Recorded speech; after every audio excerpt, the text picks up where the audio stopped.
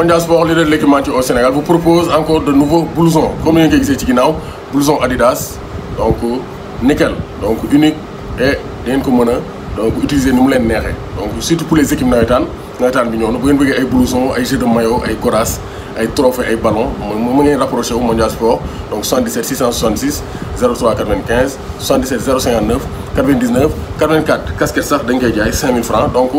quand vous voulez quelque chose, si vous voulez dara, nous sommes Mondial Sport, leader de l'équipementier au Sénégal. Donc Ndiaye, warul titre, warul ragal. Alors bonsoir à tous et à tous, bonsoir à tous les suiveurs et à tous les inconditionnels de Grégoire Omnisport. Donc Ndiaye, warul titre, warul ragal. Victoire des Lions du Sénégal. Donc les Lions s'imposent au Congo-Brazzaville 3-1 dans un match donc très difficile. Donc un match météo trop parce qu'il y avait les conditions Afrique football Afrique dafa metti gars yi dal sa kaw. Ensuite pelouse bi synthétique là. C'était pas donc du très haut niveau, donc c'était compliqué. Ensuite, on avait un autre adversaire, c'était l'arbitre. L'arbitre dafa déconné, l'arbitre dafa saboté. Donc l'arbitre dafa saboté le match. Mais les Sénégalais ont montré un mental et un professionnalisme. Donc à la mi-temps, loolu laa doon wax. Donc à la mi-temps, loolu laa doon wax mané Sénégalais il faut ñu serein parce que gars yi dañoo bëgg donc perturber pour mën gagner le match bi. Donc gars ils ont été sereins. Zéro deuxième mi-temps bi. Occasion ñu am ñu dugal ko c'est ça la force des grandes équipes, il faut savoir faire la différence dans les conditions difficiles. Donc tey nag on a vu que le Sénégal a démarré pied au plancher loolu lañ ko doon reproché dañuy am un temps de latence avant ñu démarrer match bi mais tey dañu ñëw dal ci kaw gars yi Boulaye Dia marque son premier but en sélection nationale, donc une très bonne nouvelle. Ñu bëri ñu ko doon critiquer naan dugalagul moom ñaari ñoo yem mais tey gis nañ ne Boulaye Dia bokkut ak gars yi parce que du point de vue football donc il est supérieur à nos attaquants, techniquement il est supérieur. Gis nañ association ak Sadio Mané ça marche. Gis nañ ne Boulaye Dia aussi il a réussi donc à marquer sur une passe de qui de Koulibaly. Koulibaly moo xuus en tant que défenseur central def passe décisive. Donc c'est pour dire que Sénégal on a du potentiel. Maintenant joueurs yi ñoo war a gën a jël seen responsabilité Aliou Cissé gën a ñeme bañ di téye joueurs yi teg ay système défensif na bàyyi joueurs yi libéré wu dans le terrain ne leen ay professionnels ngeen football leen parce que joueurs yi xam na ni ñuy footballé kuy jouer ay Ligue des champions di jouer championnat chaque week-end donc di jouer le titre en Europe kooku mënoo ko wax ne muy footballé donc Aliou Cissé na libéré joueurs yi bu classé joxe discours am ne prenez du plaisir gars yi football parce que loolu rek moo des parce qu'on a les joueurs pour donc nañ jouer ba pare bal bi na gën a gaaw football dafa yéex on manque d'agressivité par moment te loolu des fois moment de faiblesse yooyu boo day équipe bu ëpp doole foofu lay profité pour bëtt la mais tey on a bien géré malgré la difficulté du match on a bien géré et nos joueurs nos cadres ont répondu présent. Edouard Mendy Abdou Diallo Koulibaly le duo de choc rien à dire parce que quand c'est compliqué bu militaire proposé parce que tey jeu le bi doon laaxatu Gana masterclass Gana performance yi muy def nii kenn musu koo gis. C'est un joueur de très haut niveau actuellement ñëpp kontaan nañ man dama ko doon critiquer chaque jour naan niveau bi dafa wàcc war naa gën a yokk niveau bi yokk tere dolli ñeex mais actuellement Gana Gueye c'est le très haut niveau amul loo koy wax parce que il est le patron du milieu terrain sénégalais te da koy wane. Jeu Lopi nag il n'est pas à la hauteur tey doon laaxut tey on a besoin d'un duo de choc parce que milieu terrain léegi ñëppay football les milieux défensifs comme les milieux offensifs donc tey loolu moo manque Sénégal moo tax milieu terrain bi donc c'était pas très huilé attaque bi Ismaïla Sarr day daw rek Ismaïla Sarr il y a beaucoup de déchets. Il doit revoir son jeu. Sinon, le reste, ça va. Abdoulaye Sima aussi, il simul tiré. Fait que Sima là aussi, fait que Sima là, bâtiment mou taxaw day daanu. Abdoulaye Sima tay lim football dara baxu. Donc à chaque fois damay plaider pour nous koy may chance, mais Aliou Cissé may nako chance. Mais il n'a pas montré de très bonnes dispositions. Donc sa place aussi est menacée parce que Krépin Diatta a fait une belle rentrée. D'où le coaching gagnant d'Aliou Cissé. Cissé Fodé Ballo-Touré nekkul ci matcham parce que Ibrahima Mbaye, Fodé Ballo-Touré, Sadio Thioub ñoo amuñu temps de jeu. Aliou Cissé na bàyyi di woo joueurs yoo xam ne amuñu temps de jeu football da ngay woo koo xam ne am na temps de jeu ñi amul temps de jeu ngay leen góorgóorlu leen bu leen góorgóorlu naa leen woo comme ça ñu am motivation mais bu ñu amul temps de jeu nga woo leen bàyyi ñu am temps de jeu amul sens. Ça sont des aberrations ça sont des donc des situations yoo xam ne kenn mënu ko expliquer. Aliou Cissé foofu la war a gën a améliorer di woo joueurs yoo xam ne ñu ngi ci temps bi l'équipe nationale c'est la forme du moment y a les cadres mais aussi y a la forme du moment Aliou Cissé ba mu duggee gis nañ ko dafa am décalage mu centré.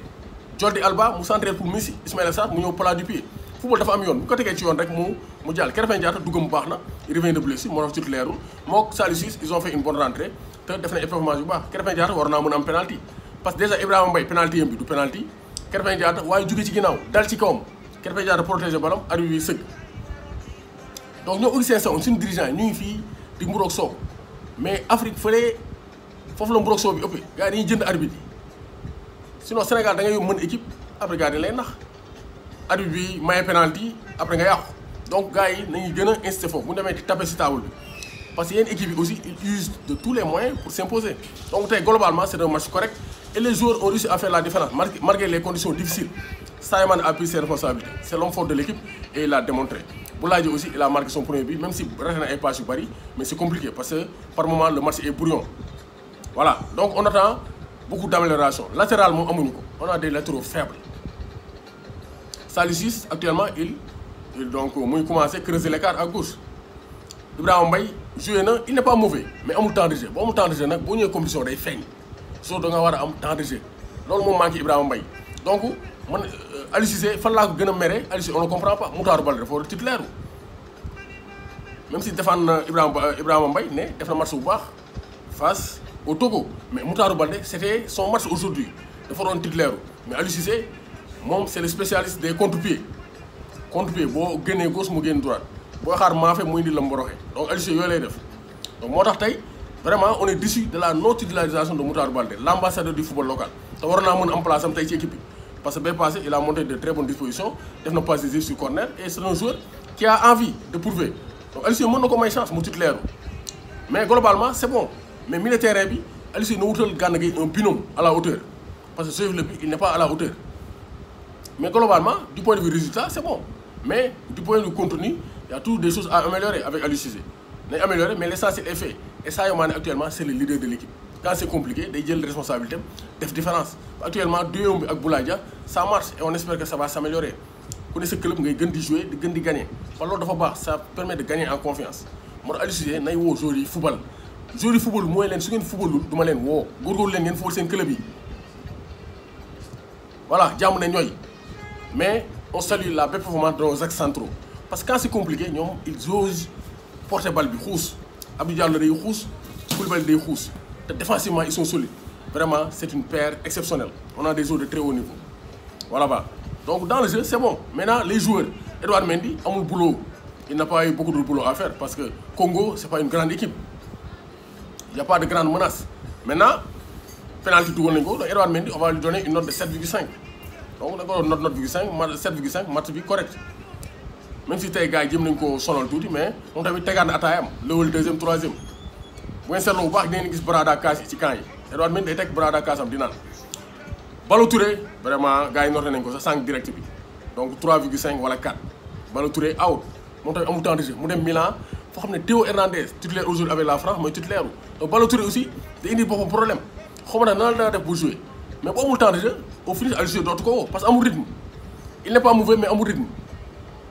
moo tax note de 3,5 wala 4 il est hors sujet Ibrahima Mbaye 5 il n'est pas mauvais mais rythme bi moo ko manqué voilà offensivement il peine à proposer défensivement des fois day hésiter mais il est bon quand même donc note de 7,5 donc note de 5 sur 10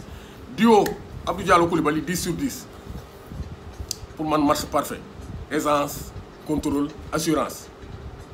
ku bëgg assurer sa oto wala sa entreprise wala dem leen ci Koulibaly Abdou Diallo ñoom ñooy assurance ñoom dañ leen assurer doo am benn problème assurance tout risque doo am benn problème Gana Gueye c'est le haut niveau 10 sur 10 Gana Gueye actuellement rien à dire amul loo koy critiquer ci jeu Sow Lopi 4 moom aussi hors sujet da doon laaxatu waaw wanewul li ñu ko war a xaar ci moom il doit se montrer il est timide comme ginaar bu tawte te loolu xaarñu ko ci moom donc Ismaïla Sarr mën naa ko jox 6 parce qu'il a marqué mais son match est mauvais il a beaucoup de déchets day daw rek donc et on voit qu'il s'énerve te warul énervé wu voilà tey matcham bi donc c'est un match vraiment man apprécié moom matcham même si dugal na mais il a eu beaucoup de déchets Abdallah Sima aussi même chose 4 Abdallah Sima yor na ay balles tournées mais li ñuy xaar ci moom ba léegi gisaguñ ko voilà même si Sadio Mané absorbe toutes les balles Sadio Mané moom actuellement mooy nekk ci au cœur du jeu électron libre te mu koy jouer normal et ça marche moo tax excentré aussi ku ci góorgóorlu jël son initiative doo briller waaw Ismaïla Sarr Sima tey ils n'ont pas fait un grand match 4 sur 10 waaw pour Abdallah Sima Ismaïla Sarr 6 parce qu'il a marqué et ça peut-être c'est bon pour la confiance Boulaye Dia donc 9 Boulaye Dia aussi 9 c'est le numéro 9 donc il a marqué son premier but à sélection il a montré il a proposé des choses son duo avec Sadio Mané ça marche donc am na ay perte de balle mais vraiment il montre que il peut s'installer sur la durée en équipe nationale du Sénégal donc Sadio Mané c'est l'homme fort dama koy jox 15 sur 20 wala 20 sur 10 pourquoi parce que dañ ko doon wax Samba alaat boo ñëwee fii doo joxe Sadio Mané actuellement il est mature dégg ñor na xomb dafa xaayoon ay 2017 di raté penalty mais actuellement ñor na actuellement mu ngi koy wane sur le terrain quand c'est compliqué il gis ngeen face au Togo moo jël bal bi sollicité indi dugal tey mu dem provoqué penalty jël penalty bi dugal Sadio Mané on voit un autre Sadio Mané assurance il porte les balles il dribble il combine il donne le rythme moom mooy joxe tempo bi donc vraiment Sadio Mané 20 sur 10 c'est l'homme du match même si Koulibaly moo na ko ne Abdou Diallo Gana Gueye mais Sadio Mané c'est l'homme fort c'est l'homme fort du système donc vraiment rien à dire donc félicitations aussi à Aliou Cissé parce qu'il a fait un coaching gagnant Aliou Cissé on n'est pas toujours d'accord avec lui mais tey def na coaching gagnant quand même te loolu dañ ko koy nangul donc félicitations à Aliou Cissé mais joueurs yi muy woo yoo xam ne amuñu temps de jeu na bàyyi di leen woo Aliou Cissé nag pour muy dégg foog ñu dagg rasta yi bu ñu daggee rasta yi li ñuy wax dina ko dégg parce que tant que rasta yi muy fi lu ñëw ci rasta yi lay yem du dugg ci bopp bi voilà donc Aliou Cissé vraiment on a gagné 3 buts donc c'est bon même si temps yi chiffre 3 bi dafa xaw a métti parce que dafa am benn virus buy daw si dëkk bi donc am na ay cas suspects am na ay cas confirmés mais nañ respecté gestes barrières yi voilà donc ñuy masaw aussi sunu mbokk Guinée parce que sénégalais yi am nañu nekk Guinée am na ñoo xam ne ñuy Guinée di suivre Grégoire actuellement ñu bëri ñu ngi tiit ak li fa xew donc ñuy ñaan jàmm sax si réew mi voilà yàlla jàmm am parce que Guinée bu amee jàmm Sénégal am jàmm voilà donc maa ngi bëggee ñëpp donc di féliciter ñëpp ah les supporters képp ki bëggee Grégoire maa ngi lay bëggee bu baax di ne quand c'est important sur Grégoire Omnisport n'oubliez pas les blousons sont là avec Mondial Sport donc li ngeen bëgg ci équipement rek mën ngeen contacter Mondial Sport donc numéro yi xam ngeen ko léegi 66 77 666 03 95 77 059 99 84 doomu Gaynde Ndiaye warul tiit warul ragal Sadio Mané sunu fierté